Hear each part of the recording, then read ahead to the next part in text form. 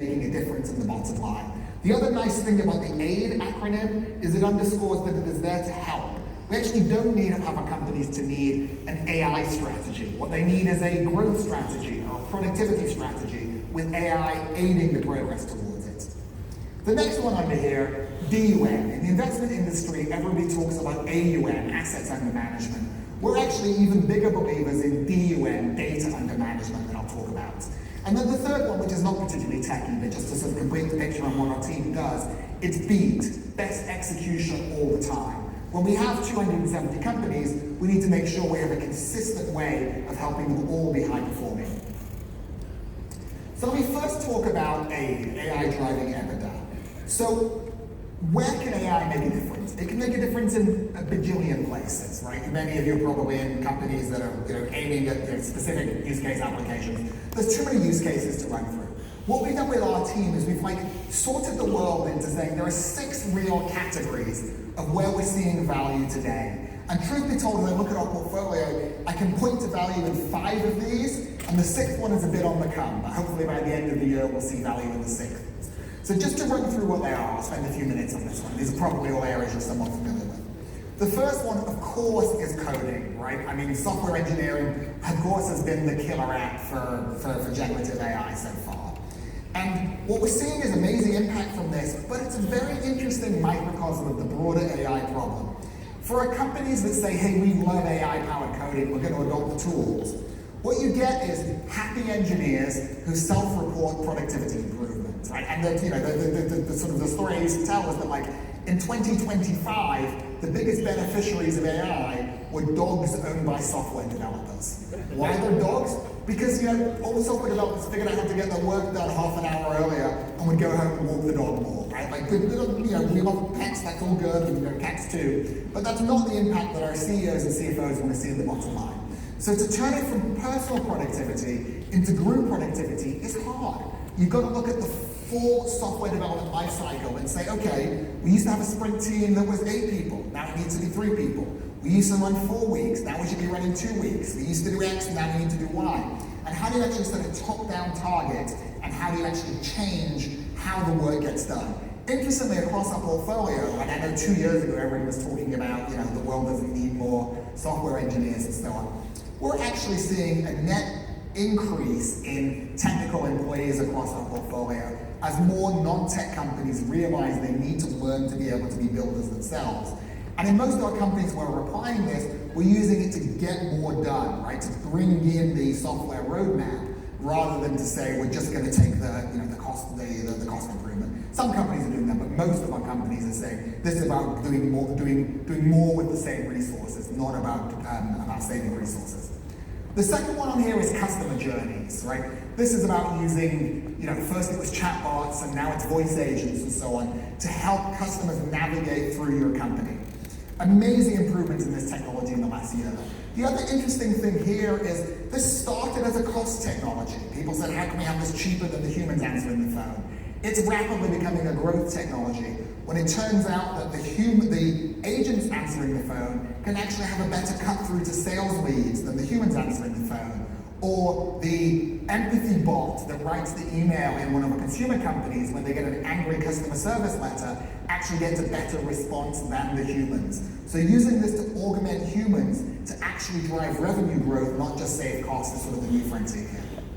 The third one here is concision, which is a word I've been accused of making up, but I've said it enough times that it's now going to be in the dictionary. So it's concise plus precision, right? Concision. And what this is about is combining your company's data with the world's data to really come up with new knowledge-based products. So how do you actually build a whole new business? If you're a company that maybe you're a company that is doing leases on real estate or on cell phone towers and so on, how can you actually harness all the data that's coming in through how you do those leases? How can you process those not just faster, but actually to get better market insights? Or how can you take a company that is helping approve protocols for clinical trials and take all the operational data in those protocols and create a brand new business in data products that you can then take back to the life sciences industry? Or one of our companies that makes garage door openers, how can they actually use their amazing position that they have in the marketplace to really become a digital control solutions for a lot of their customers.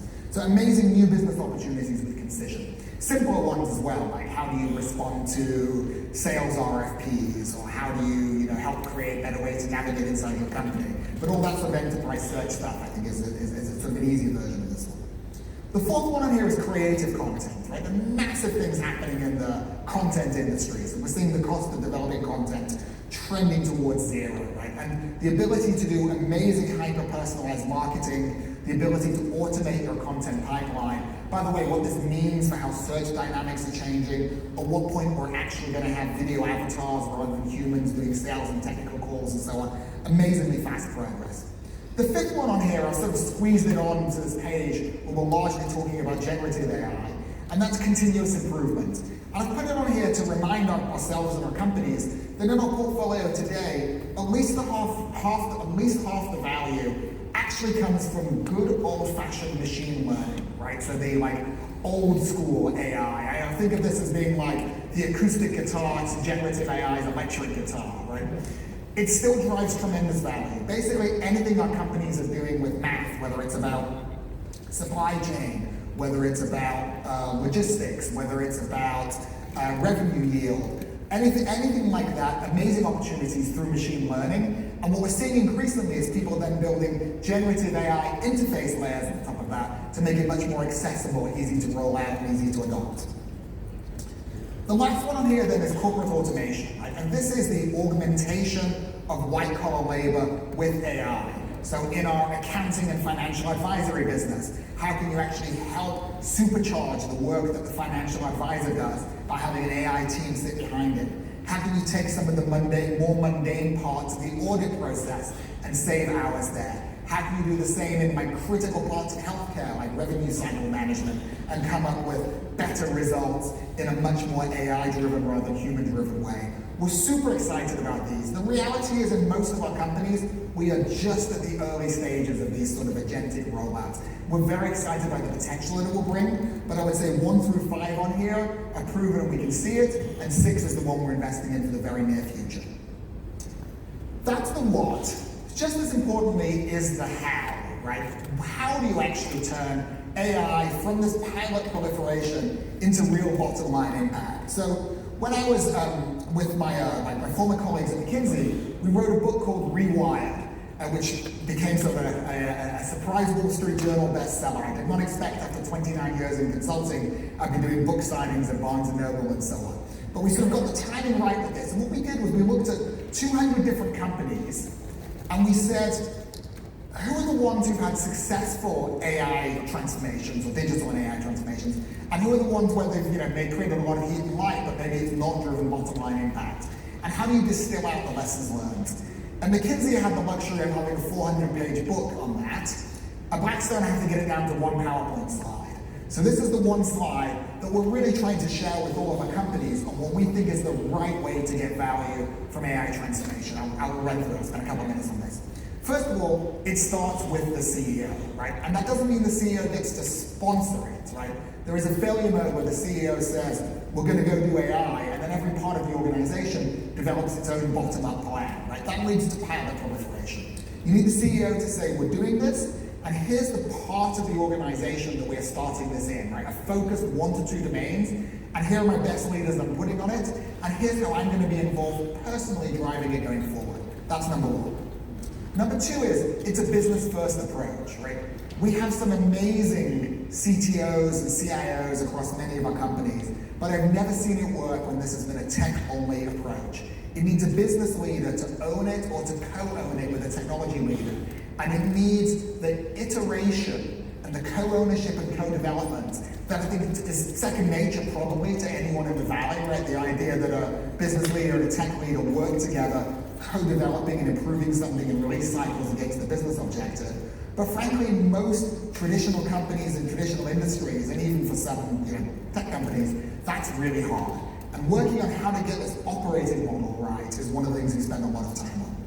The third one then is a clear ROI. I often get asked, what are the things you use to measure AI impact? Like what are the metrics? And people expect me to have something clever to say to that.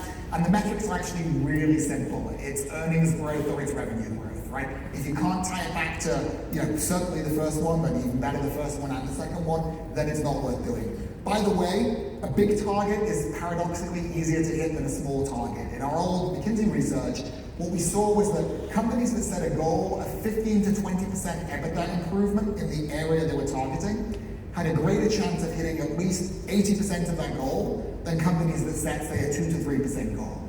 That's weird, right? Why should it be that the bigger goal is easier to hit than the smaller goal? It's because it's hard. And it means it needs cross-functional working, it needs sustained resource commitment, it needs the CEO to keep their attention on it. They're only going to do that for a big prize. So aim for a big target that really matters. The fourth thing on here then is path to scale, right? The reality is that most companies in most industries, they're incentivized right now to have some pilot in AI that they can show off and talk about, not to fully scale it across the organization. So thinking about what are the tech choices you make if you're thinking scale from the beginning? What are the people investments you make? What's the capability and development? How do you actually get it baked into people's goals and incentives? Really thinking scale from the beginning. And then the last one, as I showed, I think on my second slide here, data, right? Where do you really have proprietary data? And every company says they have proprietary data, but where is it proprietary and valuable data? Which can either be explicit data or maybe sometimes just very rich context, right? How can you use those things to create a proprietary advantage? It's a wild world out there now, and we've seen in the last few months like these incredible changes in valuations on. There are headwinds and tailwinds.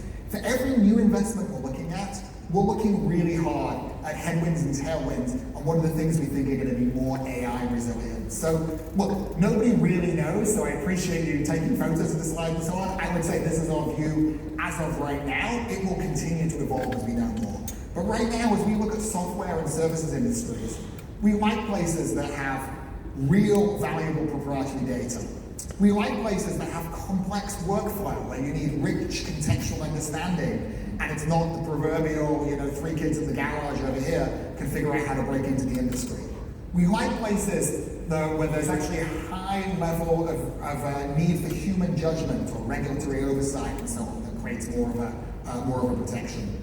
So those three things we normally look at an industry and relatively objectively you can tell if they're the case. But we also like places where the company has a modern tech stack and has ambitious, upskilled leadership. By the way, that second one is even more important than the tech stack, right? We worry more about legacy mindsets than we worry about legacy tech. So how we assess companies when we spend time with them, have they got the right management team? Have they got the right tech stack to be able to succeed in what they say they're going to succeed in? And this is, we've seen, incredible things happen in software valuations in particular in the last few months.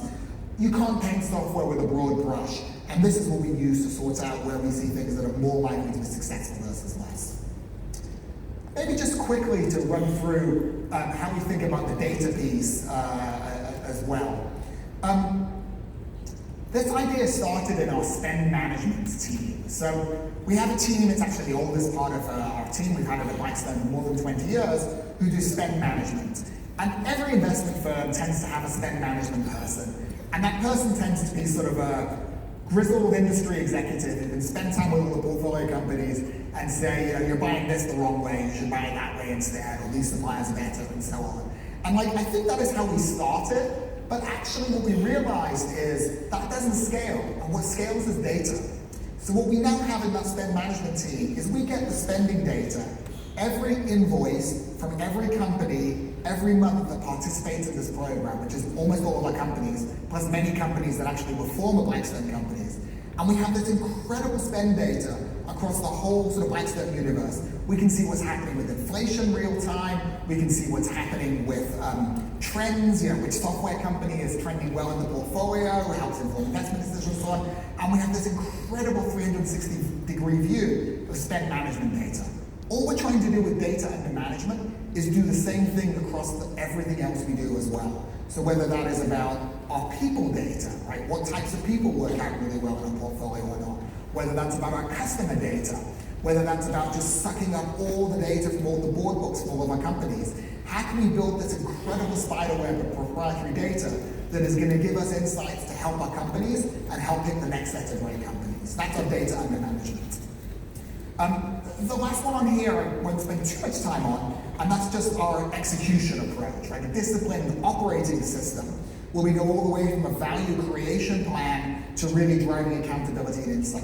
What's interesting about that value creation plan, that used to be a few-month exercise where everybody would spend a lot of time on it and iterate and so on, and like fairly intensive and often supported by a lot of external resources. Just last week, we had 8 of our companies up at MIT for a 3-day sort of crash course on AI transformation. As part of that, we helped all 8 of them work on their AI value creation plan. And we did that in a way, using a skill that we developed in Claude, facilitated by a laptop, not by a large external team and so on.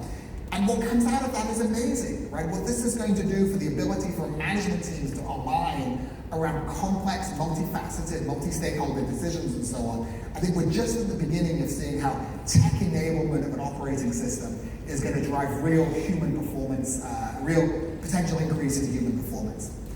The last thing I want to hit, just in closing here in the last 2 minutes, is that we think in our investment process itself, AI is going to change how we decide, but not who decides. As an example, we've created an AI chief investment officer inside Blackstone, at least in our private equity business.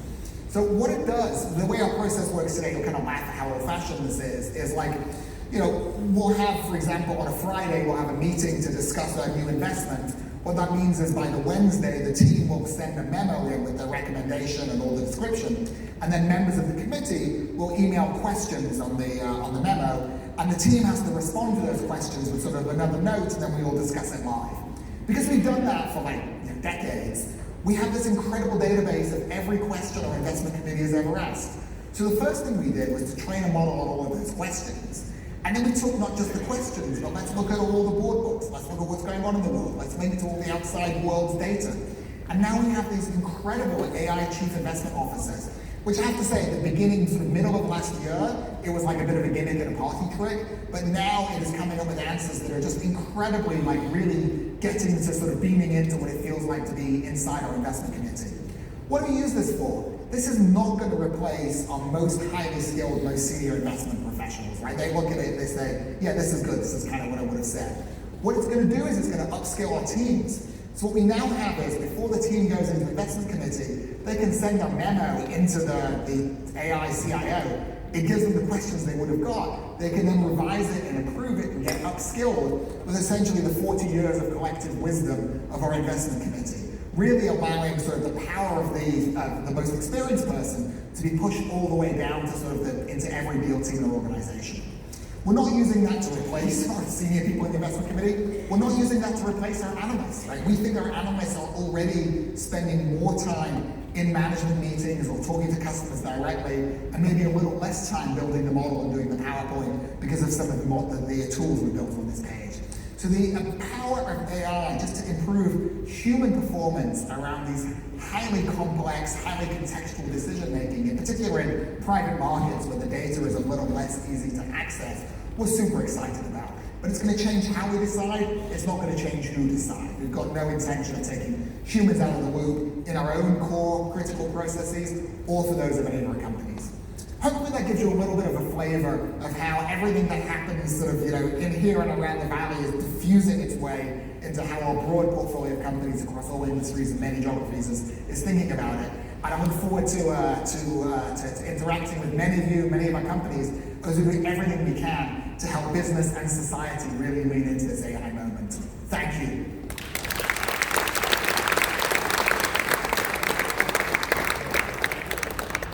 Rodney, that was wonderful.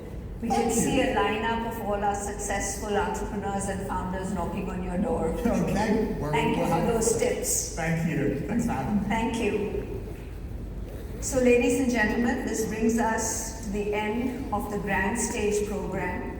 We do have applied AI and media and entertainment. They have started 10 minutes ago. So urge you to please go to A2 and A3, some brilliant speakers. Thank you.